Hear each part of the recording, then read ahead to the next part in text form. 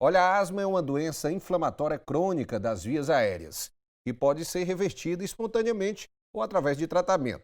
Como uma das condições crônicas mais comuns, acometendo cerca de 235 milhões de pessoas em todo o mundo, segundo a Organização Mundial de Saúde, estima-se que no Brasil, cerca de 3 a 5% da população sofram com o problema.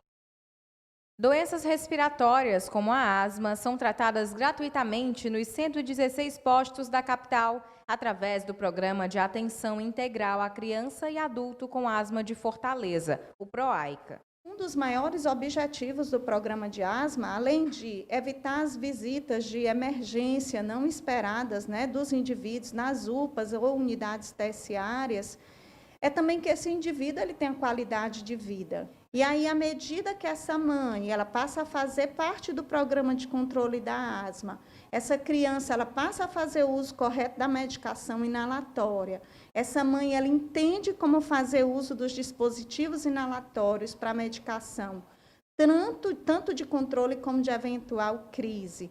Essa mãe ela passa a entender que uma dieta saudável, ela também corrobora com esse tratamento. Então, a tendência é que, ao longo do tempo, essa criança possa ter uma atividade lúdica de brincar, correr, pular, sem fazer nenhum tipo de broncoespasmo. Essa criança ela vai frequentar as aulas regularmente, ela vai fazer parte das atividades físicas da escola como qualquer outra criança, e isso não vai interferir no desempenho dessa criança na atividade escolar, entendeu? Então, daí que o acompanhamento do indivíduo no programa de asma, ele não se caracteriza somente pelo uso da medicação. Atualmente, 9 mil asmáticos são diagnosticados e tratados pela rede pública.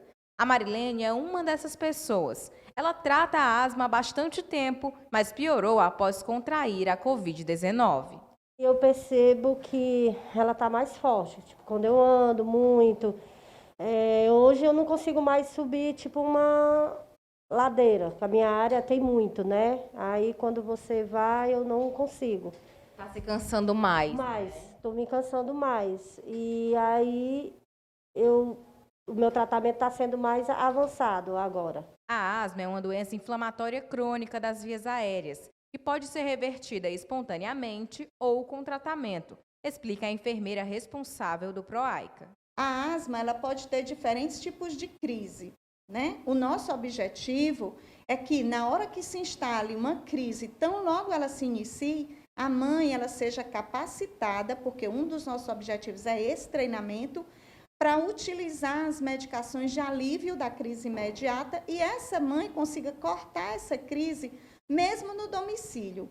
Mas vamos ver, por exemplo, que se essa mãe ela não conseguiu tirar a criança da crise, ela saiba quais são os sinais gerais de perigo, o que é que se constitui uma crise moderada, grave, e tão logo ela perceba que ela não está conseguindo demandar o controle dessa crise no domicílio, ela procure uma assistência hospitalar imediata, certo?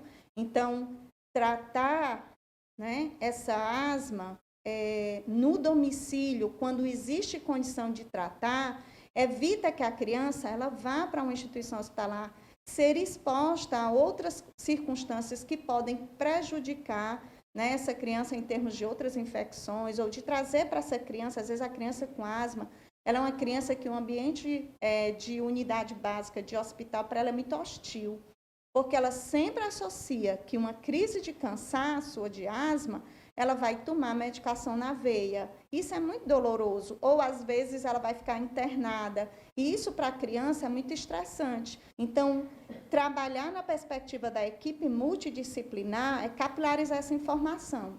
É fazer com que o meu agente de saúde, quando ela chega em casa e ela vê uma criança que tem crises de asma subsequente e que não está tratando a nível ambulatorial, ela sinaliza para a gente.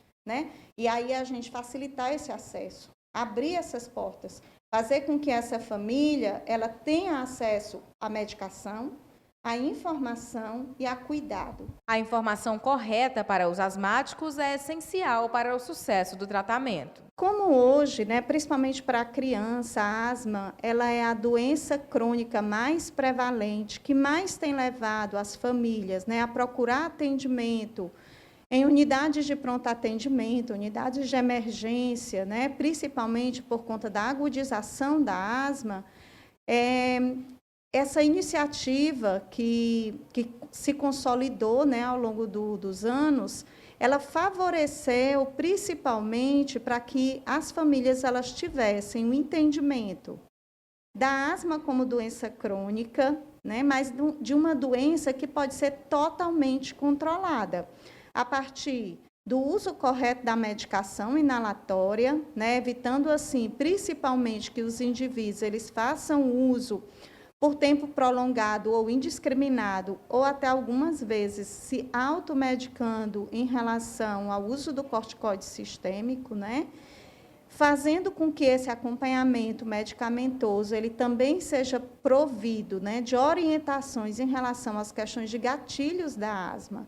Então, a gente sabe que a asma ela tem diversos gatilhos, né, que são fatores desencadeantes das crises, e que muitas vezes estão ou dentro dos domicílios ou fazem parte do hábito, do estilo de vida e da cultura de determinadas famílias.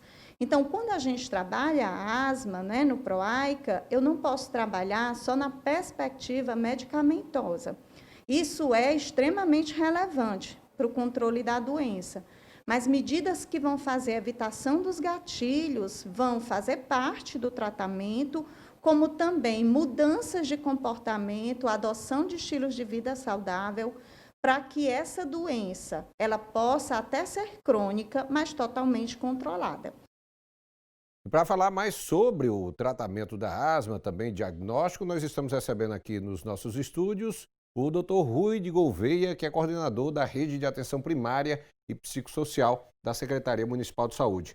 Dr. Rui, o diagnóstico da asma ele acontece exatamente na porta de entrada da rede de atendimento de saúde, no caso são os postos, né? Isso. Primeiro, assim, quando você diz assim, para falar um pouco mais, realmente é só um pouco mais mesmo, porque a Ana Lúcia já disse tudo, certo? Assim, logicamente, assim, um abraço para a Ana Lúcia, eu conheço a Ana Lúcia, eu trabalhei com ela, afinal de contas a gente era da mesma unidade de saúde, e a gente trabalhava junto, inclusive, o próprio programa de atenção integral à criança com asma. E realmente, tudo isso que ela falou tem uma relevância enorme, porque se você começar a entender que a asma não é apenas aquela agudização, ou seja, aquele momento que a criança está chiando o peito, e sim que tem muito mais por trás daquilo ali, que é uma doença inflamatória crônica, e que mesmo quando a criança não está chiando o peito, ela pode estar com nível de inflamação de doença em atividade, mesmo sem manifestar os sintomas. O que é que acontece? Por que eu estou dizendo isso? Porque muitos pais acham que quando a criança dá aquela melhorada mais prolongada, um pouco, aí pronto, não precisa mais do remédio. E aí para de usar o remédio, para de fazer os controles que a doutora Ana Lúcia explicou, e aí o processo inflamatório volta a subir novamente, e aí a criança volta a ter de novo os sintomas. Toda vida que uma criança tem um sintoma, ou uma criança ou um adulto tem um sintoma de asma, pode ter certeza, ela já atingiu um nível de inflamação tão elevado que ultrapassou o que a gente chama de limiar de sintomas. Mas antes desse limiar de sintomas, a inflamação já está elevada. Porque, na verdade, a inflamação mínima é muito menor. E é esse o objetivo de todo o tratamento da asma e de todo o tratamento de uma condição crônica como essa. Pois é, essa questão do diagnóstico gera muitas dúvidas, principalmente dos pais, né? Quando é que o pai vai perceber que, no caso, que o filho pequeno, ali já é um sintoma relacionado à asma? Porque existe uma falta de ar, uma situação ali. Quando é que ele vai conseguir esse diagnóstico? Por isso que eu perguntei, a questão da porta de entrada, o posto de saúde, aquela primeira consulta, sim, já dá para dar uma identificação, um diagnóstico rápido de que aquilo ali se trata já de asma? Com certeza, Rogério. E principalmente porque a gente trabalha, hoje, a gente não trabalha mais com determinados conceitos estáticos. sobre a questão da definição de asma. O que é o que eu chamo de conceito estático? Ah, uma criança com menos de 3 anos de idade eu não posso dizer que é asma. Pode sim. Existem sinais preditivos que podem predizer que aquela criança já realmente tem um processo inflamatório que pode vir a ser caracterizado como asma, e nesse caso você instituir o tratamento mais adequado para ela. Não ficar, por exemplo, achando que pode ser outra coisa ou que pode ser por conta da idade. Não. Você já pode estabelecer isso daí. Isso no próprio posto de saúde já é possível ser feito.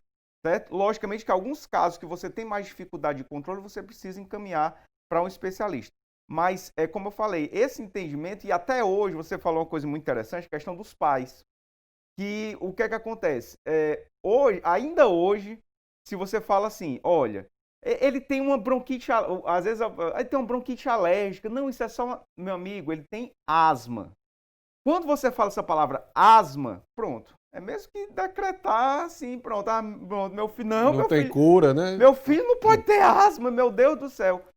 Mas, na verdade, o que acontece é isso, é o nome para esse processo inflamatório crônico dos brônquios, da árvore respiratória, que leva a uma contração desses brônquios e uma dificuldade respiratória, que leva àquele chiado, leva àquela dificuldade de respirar, falta de ar, e quando não tratada, aí realmente você pode ter complicações maiores. Quais são os sintomas básicos, característicos que vão exatamente ali gerar esse diagnóstico?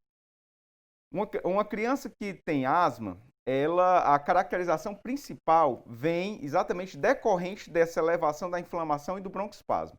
Então, quando a mãe chega dizendo que é um filho que de vez em quando tem chiado no peito, porque esse aumento da secreção e o aumento da contração dos brônquios faz com que o ar passe, igual uma flauta, por exemplo, você vai soprar uma flauta, você sopra, se você não tapar nenhum buraco, só sai um som. Mas se você começar a mudar a forma como o ar passa por ali, o som sai diferente. Mesma coisa, se você respirar normalmente, você não vai ouvir som nenhum, mas se tiver alguma coisa obstruindo, se você fechar mais a passagem do ar, vai fazer um piado, como se fosse um piadozinho, certo? Esse som e essa sensação de chiado no peito, a sensação de um peito cheio, já pode indicar um processo inflamatório, que já é um fator que leva em relação à asma. Nos casos mais graves, você vai ter aquela criança que começa a respirar mais rápido, começa a ter uma contração da musculatura, com dificuldade para respirar, então ela afunda um pouquinho o peito, para respirar, ela fica afundando o peito. Então, assim, esse chiado no peito, a tosse muitas vezes é o primeiro caso, a primeira situação em que você começa a desconfiar da asma. Então, é aquela criança que tem crises de tosse recorrentes. E, às vezes, essa é a única situação que pode levantar a suspeita de asma. Às vezes, aí quando você vai fazer uma anamnese mais detalhada, quando você examina alguns fatores, por exemplo, pede para a criança fazer uma expiração forçada, certo? Aí você consegue perceber pequenos detalhes que podem ir se somando ao diagnóstico de asma. Então, essa suspeição e essa intervenção precoce são fundamentais. E eu quero destacar agora essa questão da intervenção precoce, porque a asma é uma doença inflamatória crônica e exatamente por isso, quando você não cuida dessa inflamação ao longo do tempo, as alterações estruturais, ou seja, a mudança da estrutura do brônquio, ela pode acontecer de forma irreversível.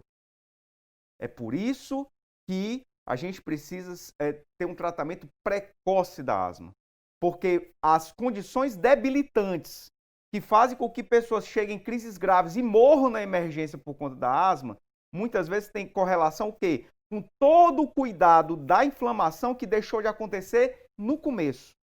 Então, quando você faz isso, você consegue realmente prevenir esses casos mais graves que podem matar. Agora, doutor Rui, a identificação, o diagnóstico vai só pela questão dos sintomas ou é necessária a realização de algum tipo de exame para dar a certeza realmente do diagnóstico?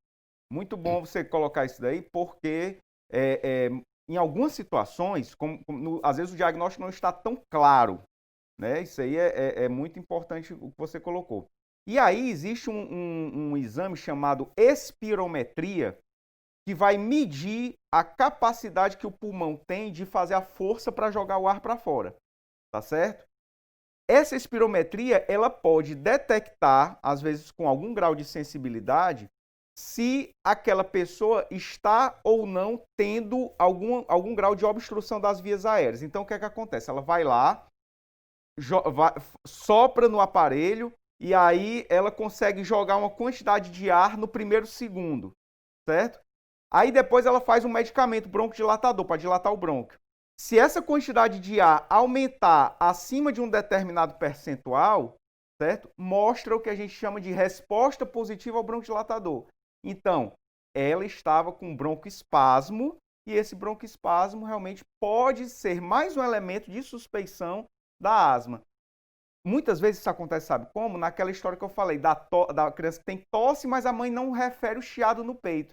E aí, quando você vai fazer uma espirometria, você detecta que realmente ela tem broncoespasmo e que realmente ela muito provavelmente tem asma mesmo. Olha, o diagnóstico de asma também faz com que o indivíduo integre o grupo de risco da Covid-19.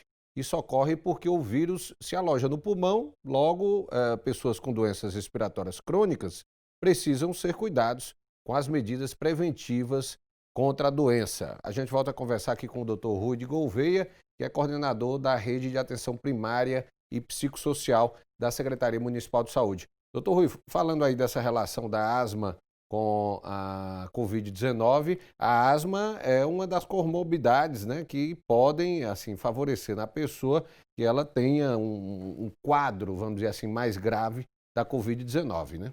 Exatamente. Exatamente se você considerar tudo que a gente já falou até agora, de que a asma ela é uma doença inflamatória crônica e que muitas vezes você pensa que ela está controlada, mas ela pode estar num nível de inflamação mais elevado. Se você tem uma doença que pode acarretar num aumento importante na inflamação, como a Covid-19, então você pode ter, só pelo fato de estar infectado com o vírus da Covid-19, uma crise inflamatória grave. E essa crise inflamatória grave poder, inclusive, levar a pessoa a óbito, a pessoa morrer por conta dessa crise grave, associada, no caso, ao vírus da Covid-19. E isso também tem um outro detalhe importante. As pessoas que têm esse processo inflamatório crônico, tanto o processo inflamatório crônico das vias aéreas inferiores, porque não existe a separação entre o processo inflamatório de vias aéreas inferiores e vias aéreas superiores. Hoje a gente sabe que, na verdade, é uma via aérea única. Então, se você tem asma, você também tem processo inflamatório das vias aéreas superiores, rinite, inflamação do nariz. Muitas vezes não tem uma manifestação intensa, mas tem também inflamação. E o vírus, ele adere mais fácil ao tecido inflamado. Por isso que, às vezes, assim, eu não consigo entender por que tem pais que preferem mandar o filho para a escola com crise alérgica, dizendo, não, ele pode ir porque ele está só com crise alérgica. Ou seja, ele está pegando o filho dele, que está num momento muito mais propenso a pegar o vírus, mandando para um local onde pode haver a contaminação com o vírus. Aí, assim, aquele negócio, bom, talvez, sei lá, acho que eu não ama tanto o filho, aí manda, não, bota logo ali na escola, joga ali, certo? Errado. Errado, não pode fazer isso, porque é exatamente o momento que a criança está mais propícia a se infectar. Então, essa desculpa de dizer que não, é porque ele só tem alergia e mandar para a escola, está errado. Está errado. Os pais não devem fazer isso daí e devem exatamente pensar na coletividade, porque mesmo que ele não manifeste sintomas, mas se ele não tiver com a alergia, com o processo inflamatório em controle, veja bem que eu falei a importância do controle. Se ele não tiver controlado, não é um momento adequado para mandá-lo de volta à escola. Então, eu quis fazer essa observação, Rogério, só para realmente assim, enfatizar essa questão. Mas em relação você estava falando, Covid, né? Exatamente, a Covid-19, então essa correlação é muito forte exatamente por isso, porque a Covid ela aumenta o processo inflamatório de maneira importante, certo? Então você pode exacerbar crises graves. Então, quanto mais você se prevenir, melhor. Para a gente ter uma noção, né, nesse período aí do coronavírus, em que muitas pessoas perderam a vida apresentando exatamente esse quadro de insuficiência respiratória grave, em que muitas vezes foram entubados e tudo. Muitas dessas pessoas morreram com o diagnóstico de insuficiência respiratória grave porque não fizeram, né, não conseguiram fazer o teste da Covid. Daí a questão de como realmente um quadro de asma grave pode levar à morte. Ou seja, muita gente morreu aí com Covid ou não, mas apresentando um quadro de insuficiência respiratória grave, né? Perfeito. Exatamente esse é que é um fator, porque quando a gente fala no caso das infecções respiratórias, e aí falando especificamente a Covid, ela veio se juntar a outros vírus respiratórios que podem causar síndrome respiratória aguda grave, certo? A síndrome respiratória aguda grave é exatamente aquela situação onde a pessoa começa a entrar em falência respiratória por conta daquela infecção que ela está sendo acometida. Tanto que quando a gente coloca síndrome respiratória aguda grave, a gente coloca um grande bolo, certo? E aí, lógico, aí você vai identificar qual é o agente que está causando aquele processo. É claro que, mesmo que, vamos supor, a pessoa tem asma, e aí foi acometida pelo vírus da Covid, certo? E aí, por conta da Covid, ela desenvolveu uma crise muito grave, foi entubada, foi para a UTI e veio a óbito. Mas assim, se você for dizer assim, ela morreu por causa da asma, não, ela morreu por causa da Covid. Ela morreu por causa do vírus, da Covid. Então, assim, a causa da morte foi a Covid, certo? Como a causa da morte pode ser o vírus influenza. Por isso que a gente se vacina todo ano. Porque o vírus influenza, ele pode causar uma síndrome respiratória aguda grave, certo? Então, por isso que a gente tem que se vacinar. Então, a asma, ela é um grande fator de risco. Ele é um grande fator de risco que realmente, assim, os fatores que podem levar a crises são variados, né? Assim, você pode ter desde alérgenos inalatórios, certo? A situações como, por exemplo, uma atividade física mais intensa. Por exemplo, uma atividade física mais intensa, geralmente não são... Geralmente, mesmo assim, eu digo assim, os casos mais graves, assim, uma atividade física intensa, ela não chega a fazer uma crise grave. Certo? Geralmente a crise grave está mais associada à alergia mesmo, digamos assim, inalação de partículas alérgenas, certo? Ou contato com alimentos alérgenos que podem causar alergia. Por exemplo, uma criança que tem alergia à proteína do leite de vaca, não obrigatoriamente ela vai manifestar só a alteração na pele, cutânea. Não. Ela pode apresentar também um broncoespasmo severo, pode apresentar um edema de glote, fechar mesmo aqui a garganta, se ela tiver contato com a proteína que causa alergia. Então, assim, é entender como realmente uma doença alérgica, uma doença inflamatória e uma doença crônica. Ô, doutor Rui, a questão do aparecimento, do diagnóstico da asma na criança, ela, vamos dizer assim, faz parte, vamos dizer, das doenças infantis, né? Esse cuidado tem que ser desde cedo. Mas há situações em que a asma ela acaba se manifestando já na fase adulta. Há uma relação, ou seja, a doença obrigatoriamente ela tem que começar ainda na fase infantil da pessoa, ou ela pode vir realmente a aparecer, a se manifestar já na vida adulta?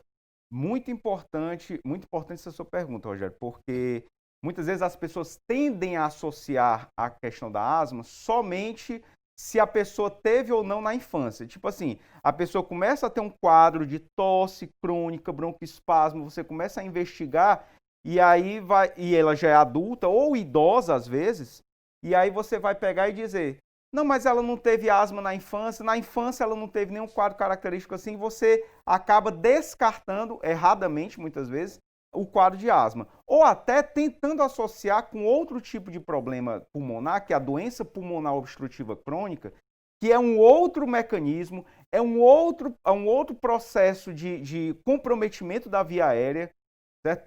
É diferente da asma, e aí, por essa diferença, o tratamento também é diferente. Então, por isso que é importante saber essa identificação e não descartar a asma que aparece, por exemplo, já após a fase adulta, certo? Você não pode descartar esse diagnóstico de asma simplesmente porque a pessoa não teve as manifestações de asma na infância. Então, essa lembrança que você colocou é muito importante. É preciso ficar atento aos sintomas, diagnóstico e tratamento de problemas respiratórios, como a asma, tanto neste momento em que estamos vivendo, ainda de pandemia do novo coronavírus, como também no período do ano onde os ventos contribuem para o aumento de casos na região. Os sintomas mais frequentes são falta de ar, tosse seca, chiado, pressão do peito, gripes e resfriados que costumam agravar o quadro. A gente volta a conversar aqui com o Dr. Rui de Gouveia, ele que é coordenador da Rede de Atenção Primária e Psicossocial da Secretaria Municipal de Saúde. Doutor Rui, vamos falar um pouquinho sobre tratamento, né? A partir do momento em que há o diagnóstico da asma na rede pública de saúde, há ali o médico no primeiro atendimento, no posto de saúde, chega ao diagnóstico ali que aquela pessoa está com asma. Como é que é a partir desse momento o tratamento na rede pública municipal? Na rede pública, nós temos tanto o tratamento principal do processo crônico, que são os corticoides inalatórios, ou seja, a famosa chamada bombinha, né? Famosa bombinha, né? Mas tem a bombinha do corticoide e tem a bombinha que serve para dilatar o brônquio quando vem uma crise do brônquio fechando, aí você usa essa bombinha e ela abre mais o brônquio. Esses dois medicamentos são distribuídos em todos os postos de saúde do município de Fortaleza. Todos os dois têm o mesmo efeito? Não, um vai ter o efeito de controlar a inflamação crônica, que é aquilo que a gente falou no começo. Se você entender que é um processo inflamatório crônico e utilizar aquele medicamento para controlar aquela inflamação, ficar ali controlando, que é o corticoide inalatório, certo? Aí você realmente vai conseguir se manter controlado ao longo do tempo. Mesmo que num período, como você falou agora, que tem mais ventos e aí alérgenos em maior quantidade, mas mesmo o aumento da inflamação, mesmo que ocorra um pouco de aumento da inflamação, mas se a pessoa estiver usando regularmente a medicação de controle, que é o corticoide inalatório, ela vai conseguir evitar que a inflamação suba de forma tão intensa a ponto de causar algum sintoma, a ponto de causar uma crise.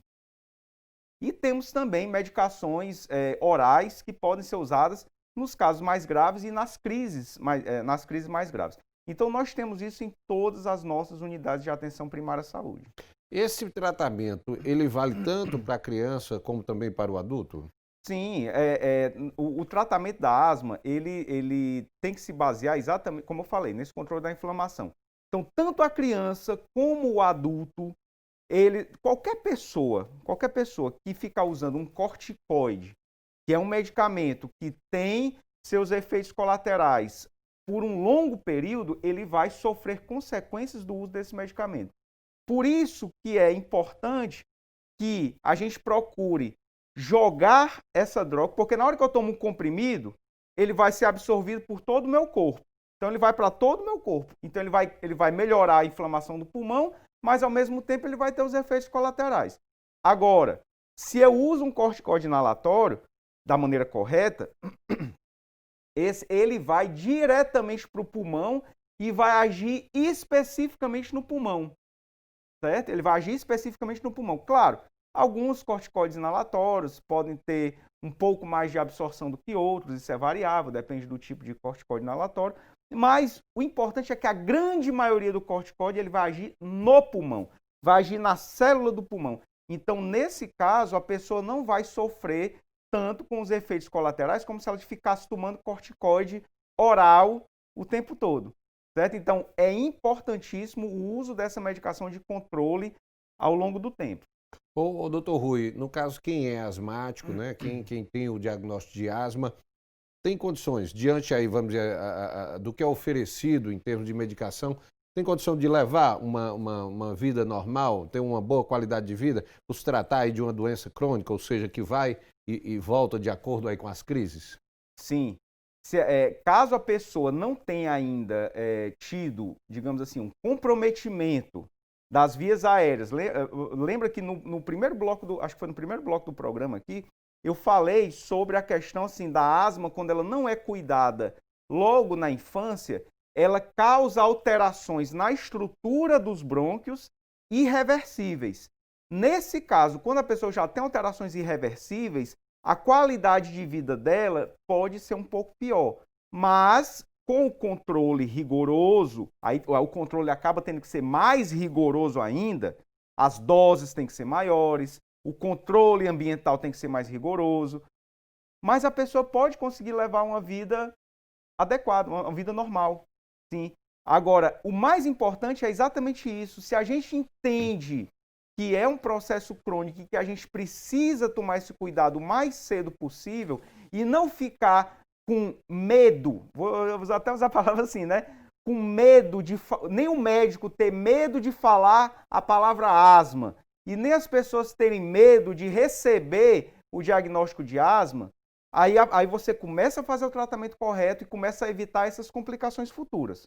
E aí a tendência de você ter uma vida o mais próximo possível do normal, certo? Ou até normal, completamente normal, é muito maior.